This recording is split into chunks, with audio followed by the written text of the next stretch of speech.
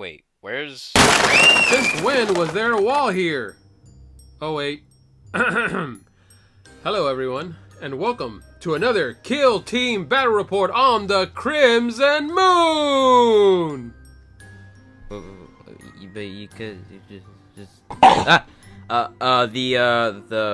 the two kill teams that will be slashing each other to thin sheets of flesh are the Bloodletters of Khorne and the Plaguebearers of Nurgle.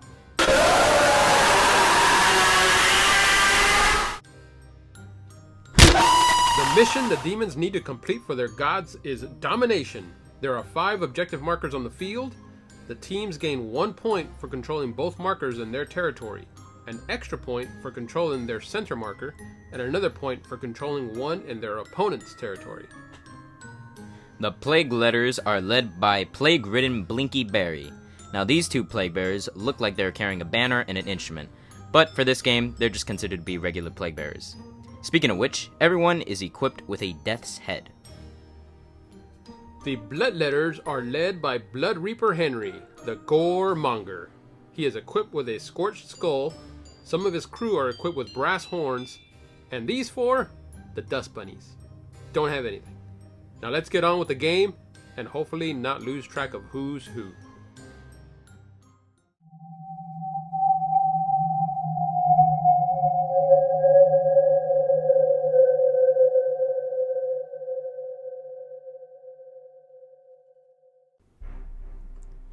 During the scouting phase, both teams chose Recon. After moving one guy from both sides up, it was the Plaguebearers who took the first turn.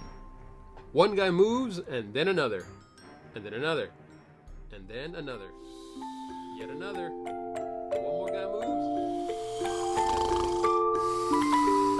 Hey, wake up! Yeah, it doesn't look like turn 1 is all that exciting. There's just a whole bunch of movement. Well, here's the board after turn 1, and now we can hopefully get some action going on turn 2.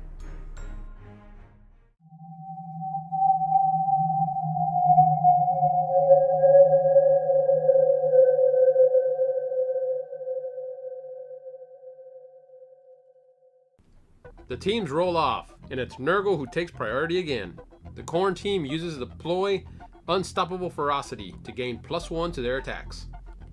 The Hornblower is gonna chuck a Death's Head at the enemy. He rolls 4 dice, needing 3s. Just 1 hit. Saved with 2 dice. The Hornblower then runs away like a coward. Or as a strategic move. Nah, but you know what is strategic? Charging up a hill. Ha ha ha! Give me a minute.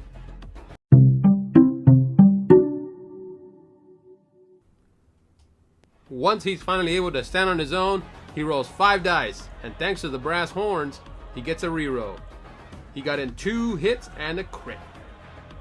The Plaguebearer retaliates with 2 crits and a hit.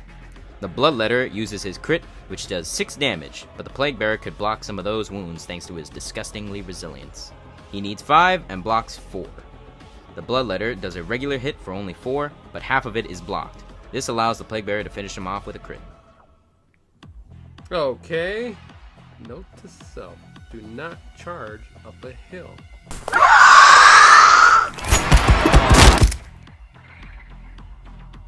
The boss man is throwing another Death's Head at the same Bloodletter. He needs 3s and got a crit as well as 3 hits. Only 1 save off of that roll.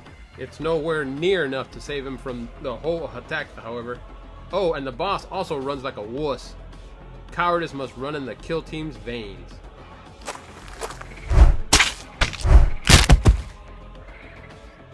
Henry the Goremonger now charges the weakened enemy. He got 4 hits, and the rerolls gives him a 5th one. Also, because their weapons are lethal, the Bloodletters get to consider 5s as crits. So in total, he's got 2 crits and 3 hits. The Plague Boy got 3 hits.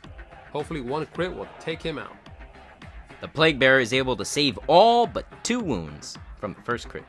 So he's able to smack back and do 4 damage. The final crit is the one that ultimately brings No Neck Nilly down.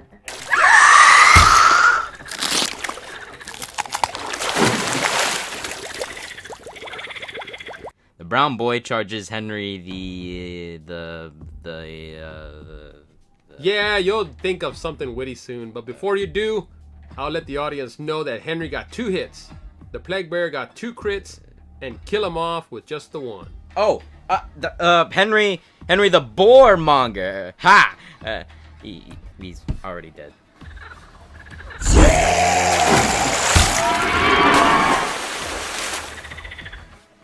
Another Bloodletter charges the pink guy over here.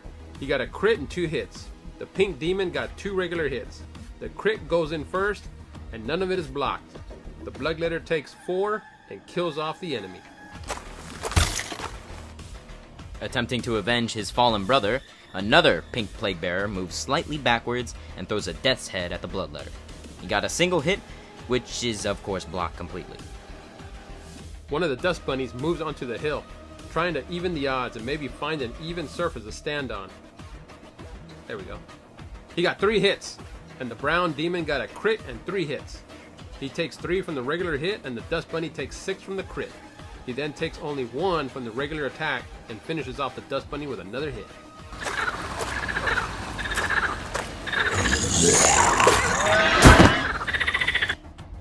The blueberry-looking git charges up Slime Pit Hill and hits 3 times. The Dust Bunny he's attacking gets a crit and 3 hits. 4 is dealt out, 5 is taken in, another 4 is given, but only 2 is received. The final hit takes out another Dust Demon.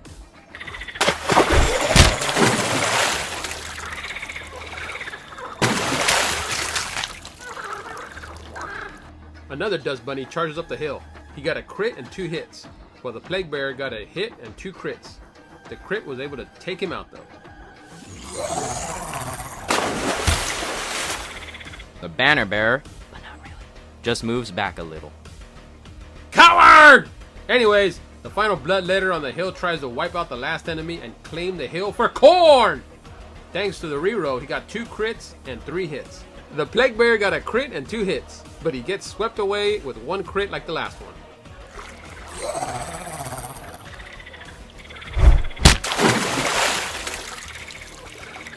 This guy hops over the pipe and chucks a death's head at the loser who killed his buddy. He got 1 hit, which is not saved, but the Bloodletter lives with 1 hit point left. The final Bloodletter just moves slightly in the opposite direction to get a better vantage point. I think you mean running away like a little... No. He's doing the smart thing. Right. Well, that was turn 2 done and over with. I hope there's still some guys left for turn 3.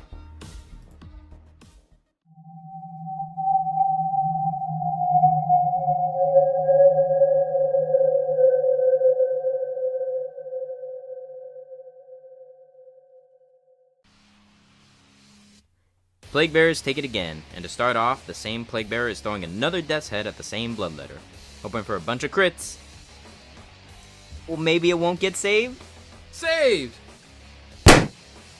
Okay. The Plaguebearer fell back after his attack, and now the Bloodletter will charge the one who is too slow. He got 3 crits and a hit. The Plague Boy got a crit and 2 hits, which is enough to kill the Bloodletter. But, before he dies, he is able to score a crit, which deals only 2 damage. The banner bearer waddles over to the objective. The Dust Bunny up in the tower moves a bit, while Boss Man throws a death's head at his friend on the hill. Only 1 crit, and he doesn't save it, so he's taking 5 damage. In retaliation, we charge the boss from the hill.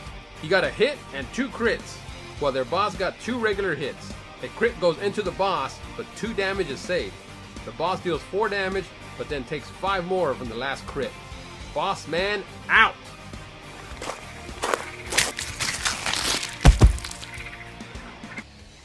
The Hornblower prepares to hit the Bloodletter assassin with a death's head, but before he does, he takes a quick nap.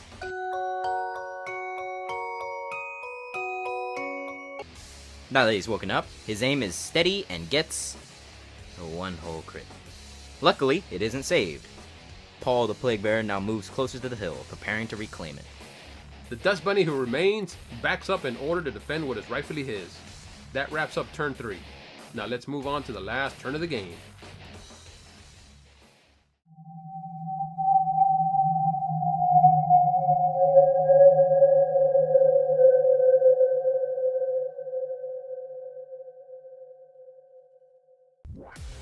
Final turn of the game. Nurgle takes priority once more. Rigged. The Hornblower throws a death's head at the Dust Lord on top of our hill. I mean, his hit. Oh, you know what I mean. He got 2 hits for once, and only 1 is saved. He luckily lives with only 1 wound remaining. This guy jumps over the pipe, but stays close to the objective to maintain control of it. The banner bearer moves up to contest the objective, but also to throw 1 last death's head at the Dust Devil on the hill. He got 2 hits and 1 save. Even then, he is still dead. Well, the final Dust Bunny stays on the tower, while the final Plaguebearer moves on top of the hill. The game would ultimately end in a draw at 5 points for both teams. But I think the real winners were the Bloodletters, because they were painted better. What? Hey, no, that's... Thank you all so much for watching our first Kill Team Battle Report of 2023. We are so sorry for the long wait on this video. We were busy sacrificing Otro to the Chaos Gods so we could actually film demons for this bat rep. We have lots of big plans for the rest of this year, which you'll hopefully not have to wait 3 months for us to release. Please like and subscribe for more content and write a comment for us. We do read all comments and take mental notes of what you guys want to see next.